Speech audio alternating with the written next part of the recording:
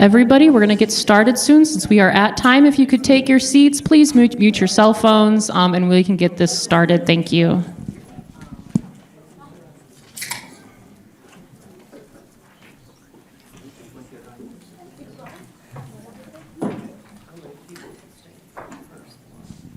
All right, thank you so much, everybody. I would like to welcome you all to today's candidate forum. The candidates and our co-sponsors would like to thank everybody here for attending the 8th Congressional District Republican Primary Candidate Forum. Thank you.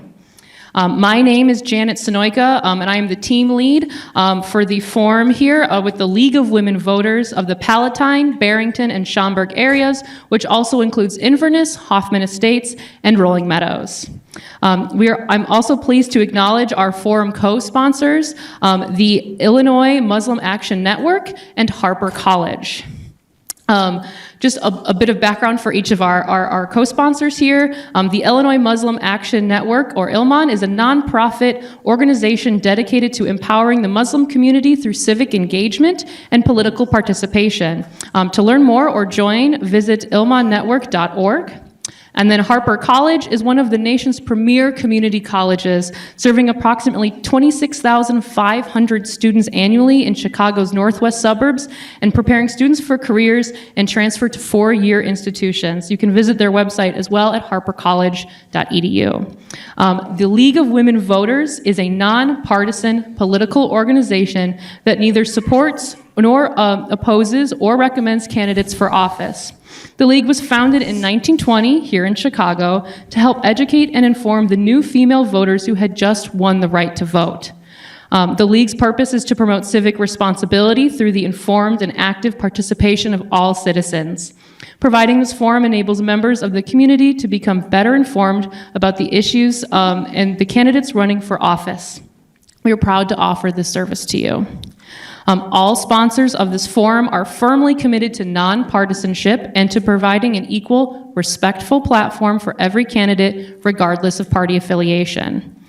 Before we go any further, as a way to remind ourselves why we are here and that regardless of our individual political views, we are all Americans. Please rise and join us for the Pledge of Allegiance. I pledge allegiance to the flag of the United States of America and to the republic for which it stands, one nation, under God, indivisible, with liberty and justice for all. Thank you. So just a few housekeeping items, and then I can pass things on over to our moderator. We can get started for the real reason we're all here. So the restrooms are out of the entrance door, so if you go in the lobby, the restrooms are directly to your left. And then additionally, in case of emergency, the exit doors are both in the back of the room as well as up here to the front on your left as well. Please note there are lots of steps. They are illuminated, but just be careful if we are quickly making our way out any of these exits. We also ask again that your phones and any other devices you have, please remain silent so we can clearly hear our candidates and our moderator questions. And then some general information. So today's forum will be recorded for the League of Women Voters and our co-sponsors' use in educating the public. A video of this forum will be available early next week on the League of Women Voters Palatine website at www.lvwpalatinearea.org and on our co-sponsors' websites as well. The candidates have agreed to the recording, and the League of Women Voters claims copyright ownership of all recordings or transcripts produced from this event and reserves the right to publicize this forum. No campaign signs, buttons, or partisan materials are allowed in this room, and no voice, image, or other duplication of the form may be used by a candidate's representative or campaign in any campaign advertising. All audience members are hereby advised that their image may appear in the forum video or photographs of the forum. We want to thank you all for taking the time to attend. In order to help us stay within our time limits and out of respect for the candidates and your fellow attendees, we ask that you hold your applause until the end of the forum. No questions will be taken from the floor, and no interruptions, heckling, or other disruptions will be tolerated. I know the impulse after everyone speaks is to always applaud, but do please hold that. It's going to be a little awkward at first, but I promise we'll be able to applaud at the end for the candidates. And now I am pleased to introduce our moderator for today's forum, Samantha Horia. And just a quick background on Samantha. Samantha is a member of the League of Women Voters of the Palatine, Barrington, and Schaumburg areas and has been involved with the League in both Chicago and Palatine.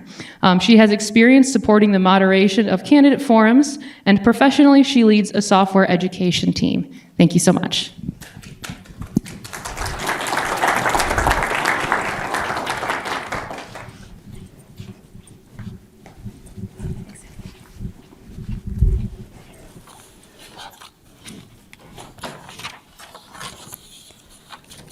Hi, everyone. I'm Samantha. It's my pleasure to moderate this forum today. I'm not a resident of this district and am not eligible to vote in this election, so I've been asked to serve as an impartial facilitator for this discussion as a volunteer with the League of Women Voters. Let me take a few minutes to explain the format and go over some of the rules again.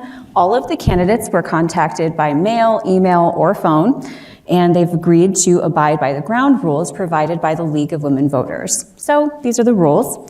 The candidates have drawn numbers to determine their speaking order. I will rotate this order while we're asking questions, and each candidate will answer every question. The candidates' answers will be timed by a group of timers trained by the League. They'll hold up a sign indicating how much time the speaker has left. Timers, please raise your signs so everyone can see them. And thank you in advance to our timers today for helping us out. Each candidate will have 2 minutes for their opening statement. Next, each candidate will have 1 minute to answer questions. I'll be happy to repeat the question if necessary. Candidates will also be given a 30-second warning, so please complete your thoughts quickly before you see the stop card. Time limits will be enforced out of respect for all candidates. If needed, a rebuttal may be requested. Each candidate may use a maximum of 2 rebuttals. Rebuttals will be timed to 30 seconds each. Just raise your rebuttal card if you wish to speak. Finally, each candidate will have a 1-minute closing statement. Questions have been submitted by audience members at the time of registration, the candidates, and local civic organizations. They've been reviewed for clarity, appropriateness, avoiding duplication, and we've done our best to ensure that they're free of inherent bias. The candidates have been asked not to interrupt one another. We ask that the audience refrain from making noises like clapping or talking, and please, once again, take a moment to turn your cell phones on silent. Even if you think they're silent, it's a great time to double check. Today we'll hear from 3 candidates hoping to serve the 8th Congressional District. With us today and on the ballot are Jennifer Davis, Kevin Ake, and Mark Rice. I want to thank all of you for your participation. We'll begin with your 2-minute opening statements. By number draw, candidate Davis will go first. We'll begin with your 2-minute statements now. Very good. Well, thank you very much for the important work that the League of Women Voters is doing to create civic life in each of us. My name is Jennifer Davis, and I'm running as a complete political outsider for Illinois' 8th Congressional. I know that this organization doesn't typically endorse Republicans, and I certainly respect that. However, I think, like many of you, the status quo in Illinois isn't working anymore. And I'm asking you to support me being here as a part of the change that will bring Illinois back to the foreground.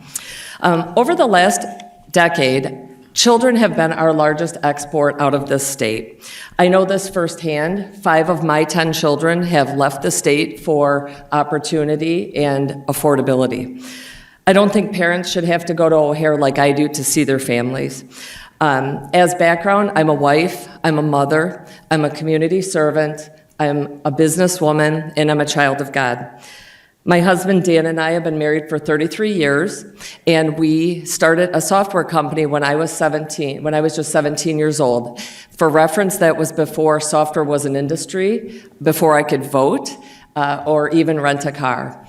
And the decision to do that was, I should say, the concepts of AI, blockchain, and all of the things related to digital were all a part of our lives throughout that entire time. The arms race of the 80s has been replaced, and as your Congresswoman, I will propose a digital dome to protect the invasion that's happening today through your devices and through your kids' bedrooms and the devices they hold in their hand. This work is so important that we can overcome partisan politics. I've navigated immigration and helped talented people become U.S. citizens. I'm a student of history and education, and I provide a unique worldview. I'm running to put United back into United States. Again, I'm Jennifer Davis, and thank you so much for having me. Thank you, Candidate Davis. Candidate Ake. My name is Kevin Allen Ake. I am a CPA. I was born in Pennsylvania, great city of Johnstown. Johnstown flood of 1889, from a bunch of immigrant parents from, on my dad's side, Germany, my mom's side, Polish. I'm married to a Ukrainian currently. Was growing up in Pennsylvania, went to Altoona High School in '79, went to service. Served the United States Army, as in the United States Army military police in Oahu, Hawaii for 3 wonderful years before I attended the Pennsylvania State University, got my bachelor's in accounting degree in 1988, got my CPA in 1995, came to Chicago in 2000. I've been studying tax law since my dad set out the tax forms when I was probably 14, 15 years old. I've been studying tax law ever since that time. I think I am the best candidate for the 8th Congressional District. I got 1 minute. This is interesting. First, I want to thank the League of Women Voters for allowing fair election forms. Why some people like to ostracize other people, I want to say a shout out to thank you for the League of Women Voters for allowing all the candidates to express themselves at this place. I think I'm done. I wish you'd vote for me March 17th. Thank you, Candidate Ake. Candidate Rice. Hi, everybody. It's Mark Rice, running for Congress right here in the 8th. I ran just a year and a half ago against Raja Krishnamurthy. Well, Raja is gone. Raja is running for Senate. This is an open seat. We came close to beating him last time. We worked as hard as I possibly could, and we thought we had a chance to win, but we came up a little short. So now we have a much better chance with an open seat. For those of you who don't know, whether it's Republican or Democrat, incumbents tend to win about 97% of the time. I'm embarrassed to say I live in the United States of America in a democracy where elections, essentially the people in office win 97% of the time. But anyway, that's the case, and thankfully we have an open seat after 10 years. And in those 10 years, I have seen, and I think a lot of you have seen, things spiral very much out of control into the wrong direction, whether it's the cost of living or taxes or what they're doing to our children. I mean, there's so many bad things, our children in the schools, for example. Anyway, so many things have gone the wrong way that as a successful business guy with 4 kids, my kids now actually run my business, I'm able to set aside the time. I do this full time.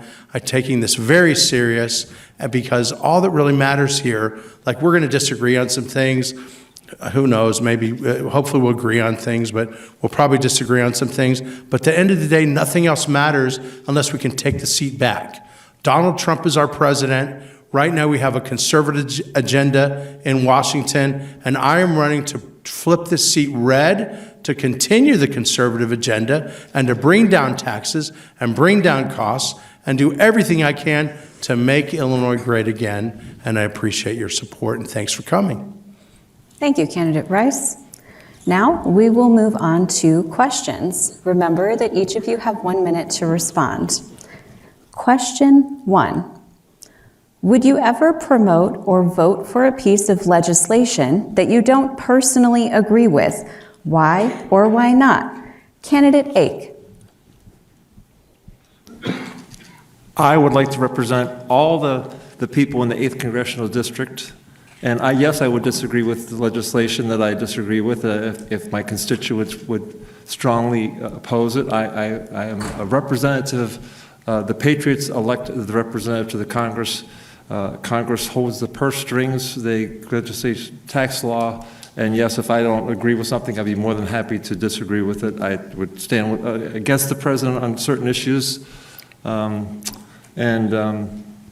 I work on both sides of the aisle, both in the Democrats and the Republicans, for the American people. I'm tired of this infighting. This fighting gets nowhere. I believe in unity and getting compromise. Thank you, Candidate A. Candidate Rice. So I'm not sure what the question is getting at, but I'll take a stab at it, and I'll say, first of all, no. I'm a principled conservative, and I'm going to stick to my values and our values as a district. And our values have not been reflected by the votes taken by, for example, the last 10 years for Raja Krishnamurthy. I mean, I could give you so many examples, and I had debates with Raja last time. I encourage you to watch that because I called him out on these things because he tends to like to lie about these things. But at the end of the day, we need principled conservatives who are unafraid and recognize that the status quo is broken and needs to be fixed, and that's why I'm running. I think a lot of both Democrats and even Republicans, they're not principled, and they essentially take money from donors and they do what their donors tell them instead of doing what's right for you and right for me and right for us. And that's what we need, is somebody to fight for us, and that's what I plan to do. Thank you. Candidate Davis. So our job is to represent the 760,000 members of our district. And so we have always got to be putting freedom and families first. And I think that it's especially important that we are thinking about the people over party and power. And as a complete political outsider, that is really what I am fixated on doing, is making sure that everything that we do is fixated on putting the people first and putting freedom and families in front. Thank you. Thank you. Question 2. How should policymakers address the electricity and water demands of data centers while supporting local communities and environmental sustainability? Candidate Rice. Oh, that's such a great question. So I didn't talk about my background. So I run the largest procurer of electricity, one of the largest in the whole nation, and for sure the largest in the Midwest. And data centers are some of our customers. We need data centers. And a lot of what's being driven, and I understand it, and I don't want to bore you with the minutia and the details, but the idea of the water being a problem, we have a lake called Lake Michigan right there. We don't have a water problem, and we don't even have an electricity problem. What we have is a problem where the state of Illinois is being run by Democrats who are more concerned in a whole fantasy notion of a green new scam, and essentially making their donors wealthy by taking their money and promoting an agenda which doesn't help us at all. We can have the cheapest power in the country. I've brought down rates of energy for not just data centers, but for people all across the country, including Illinois, and it's a big part of my agenda. Thank you, Candidate Rice. Candidate Davis. Yeah. So our job as a representative of this district is to represent each of the communities. And so one of the things that I have focused on is meeting with each of the separate mayors and understanding what the individual issues are for each village. The villages themselves will make the decisions that they want as it relates to the data centers. Now, data centers, many of the things that are true about data centers, they do require a lot of power. They are also a really important part of our race with AI and the importance to beat China and the other countries in the world. So we need the data centers. The local communities need to make the decisions and have the power to determine whether they want those in their villages or in their communities, and and then we can support whatever that decision is in that decision. Thank you. Thank you. Candidate A. I live in Elk Grove Village, home of the data centers, home of 24/7, always on. Microsoft is front and center in Elk Grove Village. They're taking everything down and putting everything up, and everything is going to Mark Rice because he's Mr. Energy. Everything is going through Mr. Rice. He's the big dollar guy.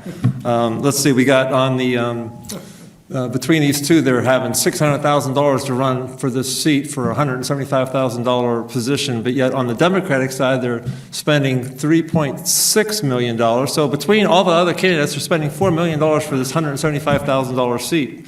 Something is amiss with this energy in this data centers. We do need data centers, but there's a lot of money, a lot of big money people are looking at putting the line in their pockets for this data centers, and I'm sitting right next to one of them right here. Thank you, Candidate A. Question 3. How should Congress address foreign influence in U.S. policymaking, and what safeguards do you support? Candidate Davis. Yes, absolutely. How should Congress address foreign influence in U.S. policymaking, and what safeguards do you support? I apologize. Yes. We are and always need to be America first. And so when I think about one of the things when I became a mom and you get on an airplane, they say you need to put your mask on first before putting the mask on your children. And it is no different than what happens in America. Outside influence doesn't have a home here. It doesn't belong here. We need to be a partner to our allies, but our allies do not get to control what happens here in the United States. And when we do that, we put United back into United States. Thank you. Thank you. Candidate Ake. This is the great United States of America, but a lot of my competitors or my other adversaries, they have a lot of overseas influences. They bring a lot of foreign stuff over. I believe in global economies, but I believe in making tariffs excellent. Our president did an excellent job by doing tariffs, bringing that back. Hopefully we can reduce down the income tax, the burden for the taxpayers with these tariffs, and we do need strength. We don't need foreign influences. We have the great United States of America, and our 250th anniversary is coming up this 4th of July. Thank you. Thank you. Candidate Rice. So it's hard for me to agree with crazy, but I'll try. There's some of what you say, Kevin, is true. America first is very important to me. The answer to your question is no. This should have no influence. Zero. Black and white, it's a simple answer. But beyond that, as an America First person, and Jennifer, I had talked about, for example, I've created a lot of jobs, but they're all American jobs. It's very important that we create jobs in America. Jennifer has created a lot of jobs, maybe some in America, but a lot in India as well. And she's also hired foreign workers to take care of her own kids. So we have some differences of opinion up here of what America First looks like. But we need to be America First, and we can absolutely not have our enemies like the CCP and others have the influence that they do, and they do that through tricky ways with money, and I'm all about getting rid of that and prosecuting to the full extent of the law people taking foreign money to peddle influence. Thank you, Candidate Rice. Fourth question. How do you view the current level of public trust in democratic institutions, and what role should Congress play? Candidate Ake. Democratic policy? How do you view the current level of public trust in democratic institutions, and what role should Congress play? Congress should play an excellent role. Let's talk about Mr. Pell. Pell Grants through education. He was, we're all Republicans here, but Mr. Pell was a Democrat, and it's a wonderful thing for education systems through the Pell system to educate our youth in various vocational schools. And I do believe in Congress-funded educational purposes. Did I answer your question? I believe so, yes. I'm sorry. I think so.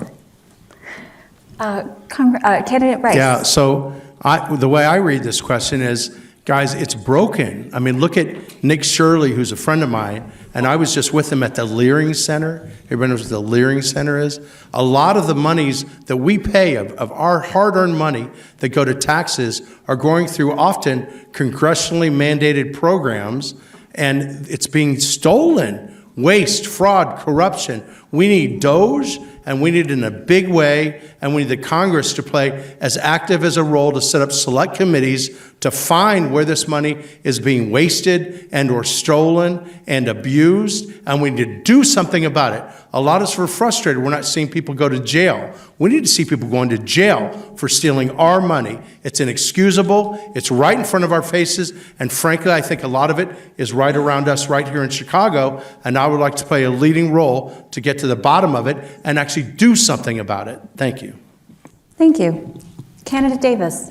So our generation, when we look at what we've provided to the country, we've created a broken immigration system, we've created a broken educational system, a broken healthcare system, broken infrastructure, and by the way, we're also broke. And we're leaving the next generation with all of this to fix. And I think the only way to make a change to that is to put the bipartisan politics aside and start to have conversations and hard conversations across the aisle.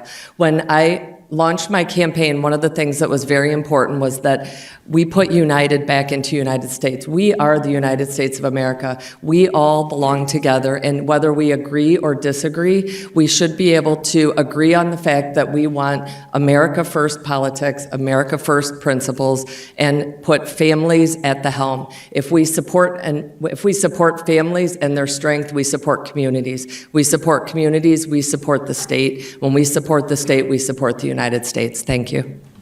Thank you. Question 5. Do you support changes to the Social Security earnings cap? Please explain your reasoning and the trade-offs involved. Candidate Rice.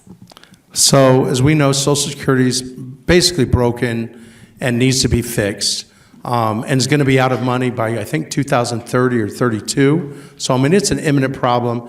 Congress has been really shirking their responsibility by kicking the can. So, earnings caps is one way to do it, but it's only one of many. And things that I've proposed, and there's legislation now in front of Congress, is to do things along the lines of making sure that people coming into the system have something different that isn't broken, that will end up being solvent. So along the lines of self-funded IRAs and things of this nature. And then if people who are in the system, we've got to honor what we promised them. And I propose to keep that, but at the same time realize that it was created in 1963 and people live longer now. Things are different now. So we need to make certain changes, and there could be earnings caps. For example, somebody making $1 billion maybe doesn't get benefits. Thanks. Thank you. Candidate Davis. There is not a single fell swoop answer to how to solve that problem, or somebody would have done it by now. When we look at the Social Security Administration and all of the things that have gone on, one of the things we have to realize is more government equals more waste. The government itself, their throughput is about 20%. So in business, you have usually about an 80% throughput. In government, it's 20. So we need to do everything we can to limit the amount of government. When it comes to Social Security specifically, partnering with businesses and bringing power back to the local areas, bringing power back to the communities and to the entrepreneurs is going to be the best way to create that opportunity to fund Social Security into the future. Thank you. Thank you. Candidate Ake. I believe in protecting Social Security. I believe in protecting Social Security. I believe in protecting Social Security. If you did your full years of work and you wait till you're age 70, the maximum you get in your Social Security is about $5,000. There could be some tweaking to these tables that were set up back in 1960 that I still don't think applies, but I believe in saving Social Security. I can't believe I do so many tax returns. I see so many millions of people, millionaires, collecting unemployment or Social Security. It's kind of sad when you're making millions of dollars and you got to drain the system on Social Security. It's kind of sad. There should be some kind of mechanism. If you're making $1 million, you don't need Social Security. You're already making good money. Thank you. Thank you.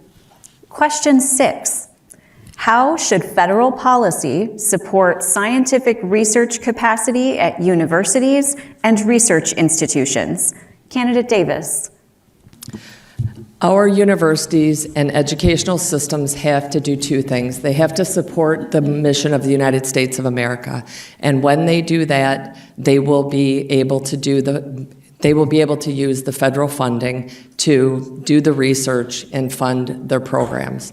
The other thing that needs to happen is we need to do a better job of partnering with local communities, partnering with businesses and entrepreneurs to allow research to happen outside of educational systems and allow it in trade schools and allow it in the open market. Because when we do that, we are honoring the type of market, we are honoring the type of country that we are. Thank you. Thank you. Candidate A. Absolutely. How should federal policy support scientific research capacity at universities and research institutions? I have a two-pronged purpose here. First of all, I have, for the last 14 years, I've been with the HVAC Technical Institute on the south side of Chicago. Believe in federal dollars help people learn. I believe in the Pell system. I believe in education. Second of all, I have just had surgery December the 2nd. I am a type 3 diabetic. I had surgery on December the 2nd. I had my whole pancreas removed, my whole spleen removed, my whole gallbladder removed, and part of my intestine removed. I am on a glucose monitoring system. I believe in funding for technology. If I wouldn't be on a glucose monitoring system with an Omnipod right now, getting insulin, technology is awesome. I believe in taking our thing and funding education, both on all levels, educational levels, private sector levels, because education and technology is awesome. Thank you, Candidate A. Candidate Rice.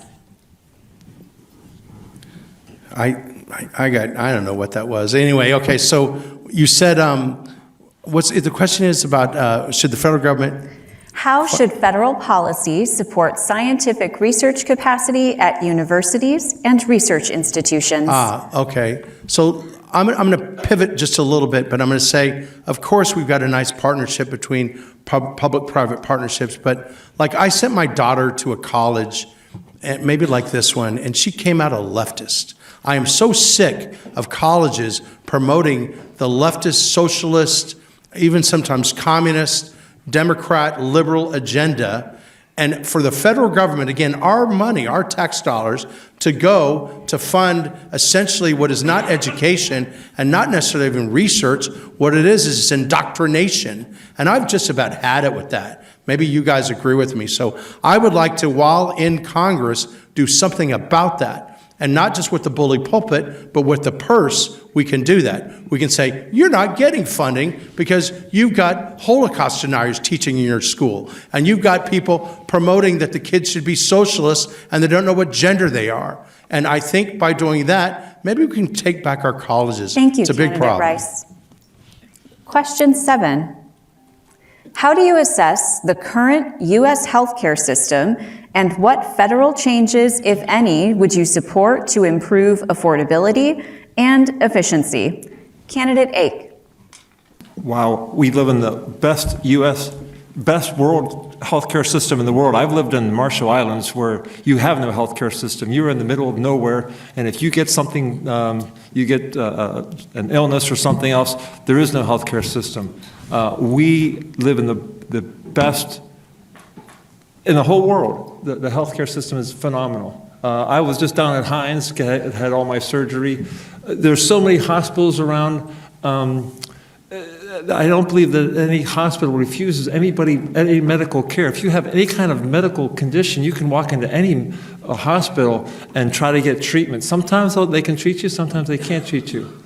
It's up to each individual person for their own healthcare system. I really do like Trump's, where you put your own healthcare system in a savings plan, and you draw on that. I believe in that.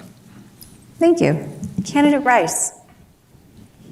I got distracted by that answer. What was the question? Absolutely. Yeah. How do you assess the current U.S. healthcare system, And what federal changes, if any, would you support to improve affordability and efficiency? Yeah, that's easy. So costs are just out of control. The biggest donors to politicians and congressmen is the pharmaceutical industry. What's wrong with that? We're one of only 2 nations in the entire world that allow pharmaceutical companies to advertise on television. These guys have so much money, and again, it's coming from us through the government, and it's out of control. We've got to rein that in. So we've got to bring costs down. We've got to bring capitalism back into it instead of having the government determine the winners from the losers, because that's what we've got, and they're making record amounts of money.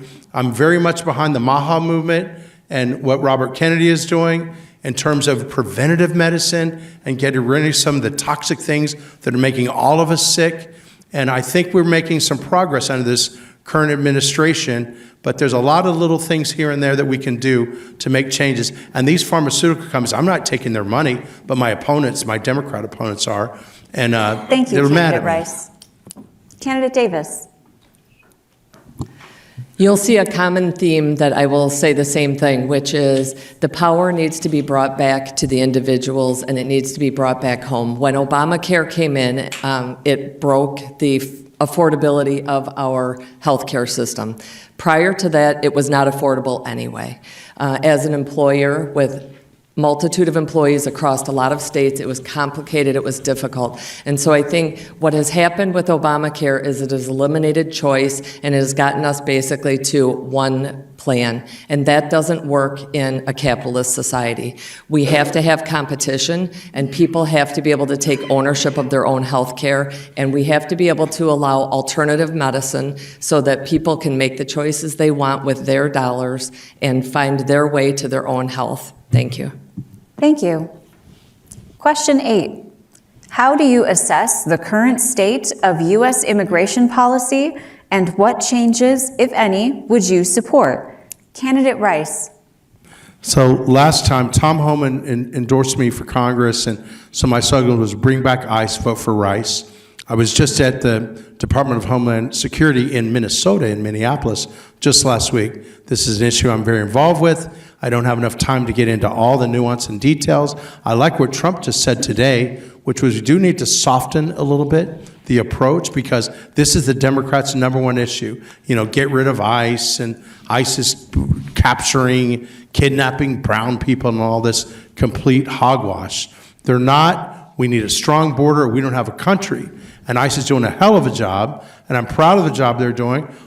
Is it perfect? No, but I'm seeing a lot of progress, and I think we're going to see a lot more progress, and we'll also see the benefits of that in terms of prices coming down, in terms of lower crime. I think we've already seen it with lower crime. So I'm a big supporter. It's an important issue to me and something I plan to work on for you in Congress. Thank you, Candidate Rice. Candidate Davis.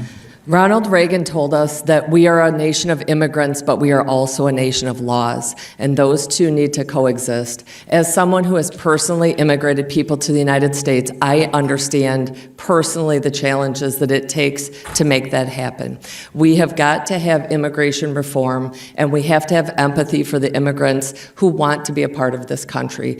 We look at this country as the greatest country on earth. Those people who are telling us something different have to look at the people that want to come in when our borders were left open. It is the greatest country on earth. And so we have to have immigration systems that allow for that. We need to use modern technology to help immigrate motivated people to become Americans. Thank you.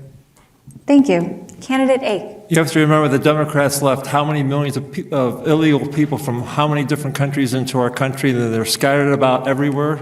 I think the president is doing a wonderful job by ICE. I believe that ICE has kind of overstepped some of their boundaries, especially, I know it could be a messy situation taking some people out of our country. He's doing a fairly job. I think some of the policies could be changed. Oh, I'm sorry, somebody else was talking. There needs to be some kind of policy for the people that have actually been here for the longest time, that have paid taxes, that are working, and there's no criminal record. There has to be something from both parties, bipartisan legislation to keep people here that are good citizens, in my opinion. Thank you. Question 9. To reduce gun violence, do you support a universal background check requirement for gun sales and/or firearms ownership eligibility? Candidate Davis. I am very pro Second Amendment. I think every single person has the right to bear arms, assuming that they meet the qualifications to do so. There is a lot of decision-making that has to go into that, and we have to start with making sure that we have the mental health capability, or mental health support in our country, so that gun violence becomes, a non-issue. When people look to create laws around gun violence, there isn't a single criminal who's going out to shoot up a school that looks to see if it's legal. They go out and do what they want to do. And so we have to be fixated on solving the underlying problems that get us to that point in the first place. Thank you. Thank you. Absolutely. Start the time? Yes. So my question just is, because it was her question, is, do you support universal background checks, like yes or no?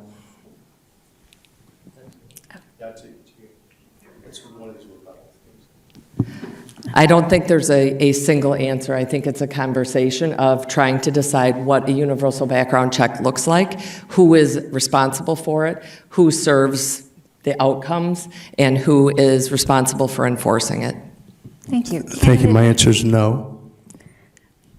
Candidate Ake, thank you. I believe in the right to bear arms, period. Right to bear arms, where our country was founded on the right to bear arms. Everybody has the right to bear arms. And then you make all these laws that because you make a certain law that you can't own a gun. I believe every citizen should have the right to bear arms, period. Thank you. Candidate Rice. So one of the things that differentiates our party, and even some of us here on the stage, is the sort of squishiness or softness on core values, on core conservative principles. And the Second Amendment is obviously a big one. I mean, the First Amendment is protected by the Second Amendment. Without the Second Amendment, we don't really have a country. And anyway, there's, for example, there's been a lot of Republicans that have run for office and lost miserably because they tend to try to be more Democrat-like Richard Irvin would be one, who Jen's staff is from the Richard Irvin campaign. And there's nothing wrong with that, but Richard Irvin spent $50 million, came in third place with 16% of the vote. We need to be strong, principled conservatives, and the Second Amendment is critical to being a Republican and to being a conservative. Thank you. Thank you. Question 10. What is your position on laws and policies affecting LGBTQ individuals? Candidate Ake. I think that the Lord God listed out at Leviticus 18:22, it's an abomination to God people that do those things. I mean, it's called it behavior.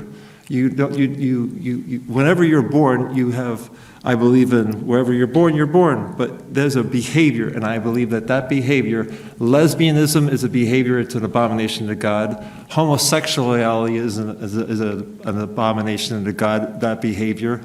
All those, Deuteronomy 22:5, having weird sex is an abomination to God. I don't believe all those are behaviors, and their behaviors are bad. It's no legacy.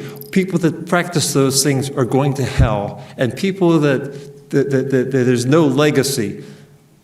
It's just plain wrong. God created us male and female. He created a man for a woman and a woman for a man, period. Read the book of Genesis. Thank you, Candidate Ake.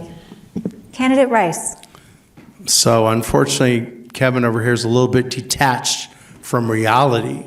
And it's quite embarrassing, to be honest, being sitting next to somebody like you spouting hate speech. I don't like it. I don't appreciate it. I'm running for a serious office. I want to make change. I was the nominee. I'm going to be the nominee again. We have a real chance to flip this seat, and I'm going to be in Congress. And I'm sitting next to Liz, listening about, essentially something really distasteful and very wrong and completely off topic to winning the election and the question that was asked.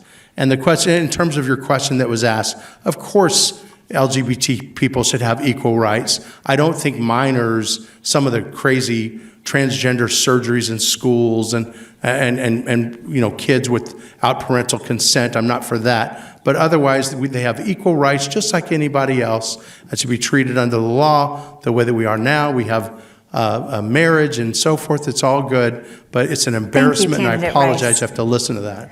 And we have a rebuttal from candidate Ake. Every person in this room came from a man and a woman. Show me some person that came from the sex between two women or two men, and I'll agree with it. But it's an abomination of our God Creator, and that's my...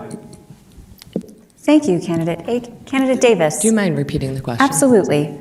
What is your position on laws and policies affecting LGBTQ individuals? So first of all, we have to have empathy for all humans and value life at all stages and all places. And with that said, there are two genders. There are men and there are women. And we want to create fairness for people in sports. We need to protect our daughters. We need to protect we need to protect the parental rights that allow parents to make decisions on behalf of their children. And so when we put those in place, people that live alternate lifestyles, those are their own individual opportunities, they are their own freedoms, but those freedoms shouldn't take freedoms away from other people, and they shouldn't infringe upon the parental rights of parents. Thank you. Thank you. Question 11. If you win the primary, what are the top issues you intend to focus on in the November election? Candidate Rice. So that's pretty easy for me. It's bringing down costs. And I hear it from everybody in our district, really nationally. It's a problem. Costs are very high. A lot of it doesn't have to be. A lot of it's because of overregulation. A lot of it can be brought down in other ways. For example, energy is in the cost of everything. It's in the cost of your clothes. It's in the cost of your house. It's in the cost of your mortgage. You may not realize it, but that's how it works. And I'm quite the expert at bringing down costs of energy. I've been doing it my whole life and very successfully. And so that would be really my primary focus, and we can do it in many different ways. For example, we used to export energy right here in Illinois, and now we're importing energy. We can't have that. And the country was also energy independent. Now it's energy dependent. We can change all of that by just taking the natural resources under our feet and bringing them out of the ground and using them and quitting all this expensive sort of crazy nonsense that is driving up the costs. Thank you, Candidate Rice. Candidate Davis. I will be fixated on working with local leaders to determine the local issues that they have and how the federal government can protect and support them. When I look at broad brushstrokes, we know that affordability and opportunity in this state are almost non-existent, opportunity non-existent, cost of living high. We have to work with local officials to create those opportunities. We have to support the families and the entrepreneurs so that businesses come back to the state of Illinois. And we have to allow parents to be able to see their kids here in this state. Thank you. Thank you. Candidate Ake. Tax law. I want to make more affordability for the lower income people. We have a lot of rich people in the United States of America. Like Jennifer's have a compound that she goes up in Huntley. And he's Mr. Energy next to me. But the average working people, I like to be more, bring tax law and lower their burden. It's really sad. I see so many struggling families out there. We got so many wealthy people, and then there's too many poor people. And even though I'm a Republican, I believe in, and I'm not socialism, I just believe in a more fair system, and I don't believe that the tax structure in the past has been really helped the poor people. It's been more for the rich people. I'd like to see tax law changed a little more so the poor people can survive. Thank you, Candidate Ake. Question 12. How will you ensure that campaign donors and lobbyists do not unduly influence your policy decisions? Candidate Davis. As I've stepped in as a complete political outsider, the atrocities of campaign finance are really ridiculous. And so I think one of the things that we have to be fixated on, in addition to term limits, is changing campaign finance so that outsiders can come in and the political or the special interest groups are not working through their politicians to get the agenda set for them and for what their causes are. Thank you. Thank you. Candidate A. We've been bombarded with Raj's TV ads since July the 4th. He has over, $3 or $4 million, and I'm so sick of his ads. There are 8 candidates running for this seat, and they have $3.4 million between 8 candidates, and these 2 on each side of me have almost $700,000. They're spending all this money for a $175,000 seat to represent you. Why are they spending all these millions of dollars? I don't understand it. It's kind of sad. They're trying to buy the seat. I want to represent the people. I am a Republican, CPA, military policeman. I want to represent the people. I'm not buying this seat. Thank you. Thank you. Candidate Rice. So cuckoo for Cocoa Puffs here maybe doesn't realize it, but we're running against Democrats. And once I win the primary, I'll be going against one of these 8 Democrats who will have in the millions of dollars. And if you don't have money, I'm sorry, it's the reality. It's really difficult to win, if not impossible. In terms of campaign finance reform, I ran against Raja. Raja spent more money against me than anybody in the whole state by a lot. So I've been a victim of this, and I completely understand it, and I'm 100% for campaign finance reform, and I talk about it all the time. Of course, I've already signed the pledge for term limits. These guys in Congress, they're insider trading, they're doing everything corrupt. One thing we really can make some progress on is campaign finance reform, but we've got to do it in a way that won't affect the people there, because they'll never vote for anything to their own detriment. And I've got a plan to do that. Check out my website. Thank you, Candidate Rice. Question 13. How should Congress balance investments in domestic priorities with foreign policy and national security commitments? Candidate A. Absolutely. How should Congress balance investments in domestic priorities with foreign policy and national security commitments? Wow, that's a loaded question. I don't even know how to begin with that question. I'm sorry. I'm sorry. I'm just not going to tackle that question. I apologize. Okay. Candidate Rice. Yeah, sure. Your job when you go to Congress is to tackle questions and have solutions and talk to people and reach consensus and come up with this. It's a nuanced question, but it's not a loaded question. There's a lot of places where we can work with our allies across the world, and we can push back against our enemies, like whether that's a CCP or Russia, et cetera. We want to defend Taiwan. There's so many things going on, and Trump is doing that right now. Look at what he did. I mean, in 4 hours, he's in and out of Venezuela, and Maduro's in jail.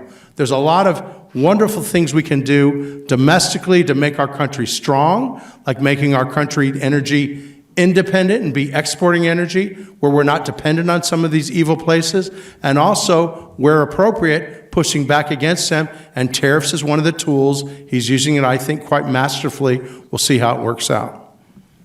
Thank you, Candidate Rice. Candidate Davis. The federal government is responsible for our national defense, and they are responsible for the infrastructure of our country. And balancing the two of those to make sure that we have always got an America First agenda has to be the priority of all 3 branches of government. And so when we think about what the federal government could do, specifically focusing on national defense has to be a top priority right now with the evil that is coming to us.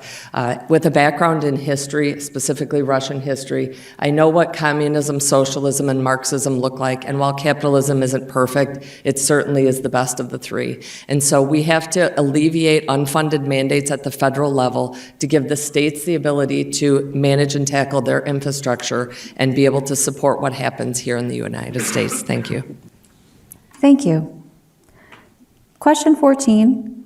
What role, if any, should the federal government play in improving access to affordable, quality childcare? Candidate Rice. That's a good question. I talked a little while ago about the Leering Center. Anytime the government gets involved with anything, it's a disaster. I mean, let's face it, they're the least productive way of doing almost anything. So would I want to trust the government with childcare? Basically no. But can they help private enterprise perhaps and entrepreneurs build businesses that provide childcare? Yes. But look what's going on in Minneapolis, where they're stealing hundreds of millions, if not billions of dollars just for childcare and for transportation for childcare and for the food service for the children. So it would be better if we find a capitalist, as always, if we find an entrepreneurial capitalist solution for tackling this problem. And there's always the truly needy, and the government can be there for those people. But otherwise, I think we can find more innovative solutions. Thank you. Thank you. Candidate Davis. Could you repeat the question? Absolutely. What role, if any, should the federal government play in improving access to affordable, quality childcare? I don't think the government and affordable ever go in the same sentence. Nothing that the government gets involved with becomes more affordable. And we certainly, as the mom of 10 children, I can honestly tell you childcare is very hard. And parents and families have to make really hard decisions as to how, who should be caring for their children if they're a two-parent working family or a single mom. But we have to create entrepreneurial opportunities, and we have to create opportunities for those parents to be able to make the decisions on their own. And the government getting involved certainly isn't going to make that happen. I will say that one area that I think the federal government could help with is maternity leave for parents, regardless of whether it's the mom or the dad, to create an opportunity for people to be home with their own children. Thank you. Thank you. Candidate Ake. I believe in child tax credit, Form 2441. Anybody that has a child, you get, when you go to child tax credit, you get a chance to take that off your tax return. I believe we should raise the rate so you get a higher raise. So if you're raising a child, husband and wife raising a child have to be a husband and wife, one man, one woman raising a child, you get a higher child tax credit. The government should not actually give money to states, but using the tax form to help child expenses. Thank you.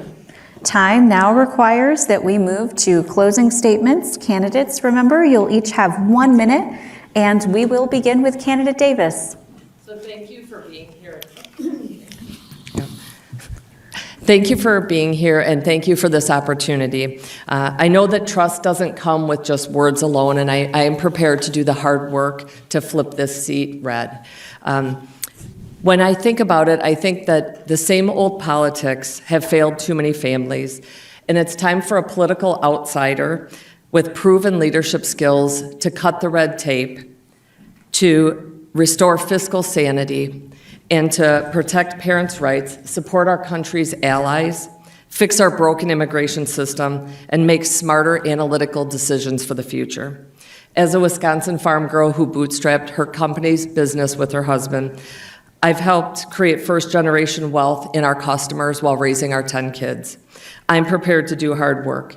I've navigated the convoluted immigration system and helped create Americans and American dreams. Illinois should be a place where education and opportunity are so prolific. Thank you, Candidate Davis. Thank you. Thank you. Candidate Ake. Hi. I hope you vote for me March 17th. I am a military policeman, CPA, lived in Elk Grove Village for the last 15 years. I am a member of the Elk Grove American Legion Post 216. I'm also the chaplain for the Veterans Assistance Commission of Cook County, the VACCC. We help veterans back in the state of Illinois with assistance. I think I'm the best qualified if you're looking for somebody to represent you in tax law and you to get money back on your taxes. I think I'm the best candidate for this. I didn't put any money into this campaign. How could you compete with $4 million with vying for this one seat? My name is Kevin Ake. I am the best candidate, and I appreciate your vote March 17th. Thank you. Candidate Rice. So I want to thank you for being here. Thank you for hosting. Everybody who voted for me last time, thank you for voting for me. Guys, we've got to bring this thing back. Vote for me again. I've built an unbelievable campaign staff of paid staffers. I now know how to win. Goodbye, Liberal Raja. He's gone. And what we've got to do is take it back. I want to just share some numbers with you. I got 160,000 votes total last time. I got 130,000 votes in the primary, in the general election. This time, because it's a midterm and less people vote, if I get 101,000 votes, not 130, less votes than before, we're going to win. And I'm going to be your congressman. And all these crazy libs that are up here a few hours ago, they're history. And we're going to have conservative values and bring this thing back. And I've got the path to do it, the plan to do it. It's a shame that I have to fight a little primary here, but we're ready to do it. I'm in it to win it. And I appreciate your support. Thanks.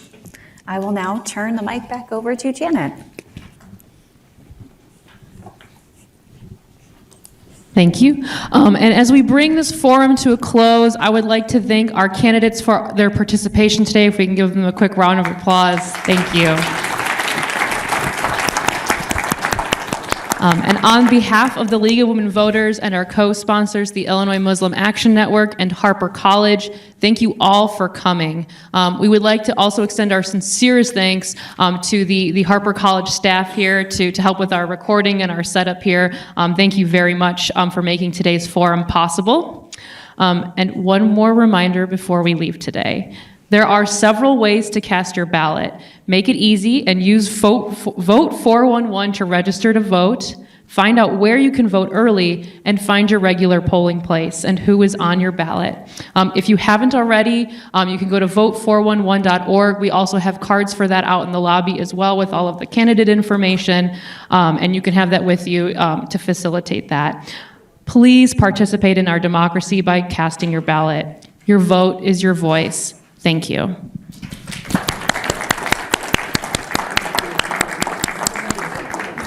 Thank you. Such a good job. Thanks, so did you. You are.